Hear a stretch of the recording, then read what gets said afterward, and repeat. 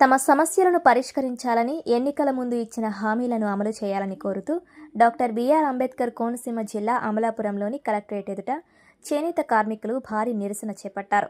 చేనేత రంగాన్ని ఆదుకోవాలని వారు ప్రభుత్వాలను డిమాండ్ చేశారు.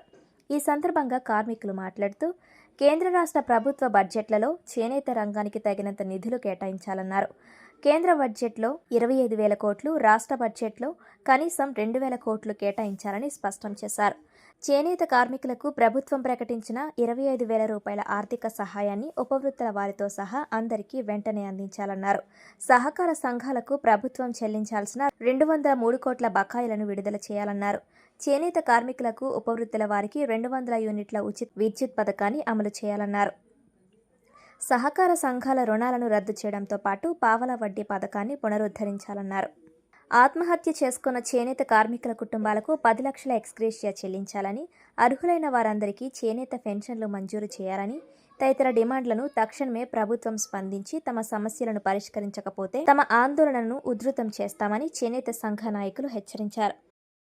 చేనేత సహకార సంఘాల ఐక్య కార్యాచరణ కమిటీ పిలుపు మేరకు రాష్ట్రంలో ఉన్న 25 జిల్లాల కలెక్టరేట్ ఆఫీసుల్లో కూడా చేనేతల తరపున వారి యొక్క డిమాండ్లు పరిష్కరించాలని చెప్పి వినతిపత్రం ఇవ్వడానికి ఈ రోజున జరుగుతుంది.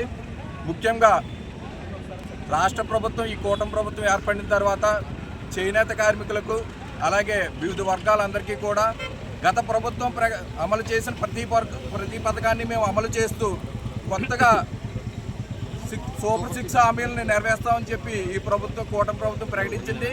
కానీ గత ప్రభుత్వం 5 సంవత్సరాలు కూడా నేతన్న నేస్తం అనే చేనేత కార్మికులకు 24,000 రూపాయలు ఇచ్చి ప్రభుత్వం ఆదుకుంది. కానీ ఈ ప్రభుత్వం, కూటమి ప్రభుత్వం ఏర్పడి 2 సంవత్సరాలు అయినా కూడా ఈ రోజుకి కూడా వాళ్ళు ప్రకటించిన నేతన్న భరోసా 25,000 రూపాయలు ఏ చేనేత కార్మికుడికి ఇవ్వలేదు. అలాగే చేనేత సహకార సంఘాలకి 200-300 కోట్ల రూపాయలు ఈ రోజుకి బకాయిలు ఉన్నాయి. ఆ బకాయిలను కూడా తక్షణమే విడుదల చేయాలని, అలాగే మేము గుంతమ్మ కోరికలు కోరట్లేదు.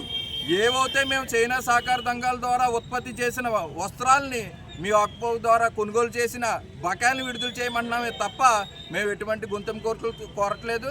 కాబట్టి తక్షణమే ఈ రావాల్సిన బకాయిలని విడుదల చేయాలని, అలాగే ఈ ప్రభుత్వం ఏర్పడిన తర్వాత గతంలో దివంగత మహానేత వైఎస్ రాజశేఖర రెడ్డి గారు చేనేత కార్మికుల యొక్క కష్టాలను తెలుసుకుని వాళ్ళు వృద్ధాప్యంలో 50 సంవత్సరాలకి వాళ్ళకి కంటి చూపుకు మందగించడం, అలాగే కాలు నొప్పులు అది వస్తాయని ఆయన గుర్తించి 50 సంవత్సరాలకి పెన్షన్ని ఆయన అమలు చేశారు.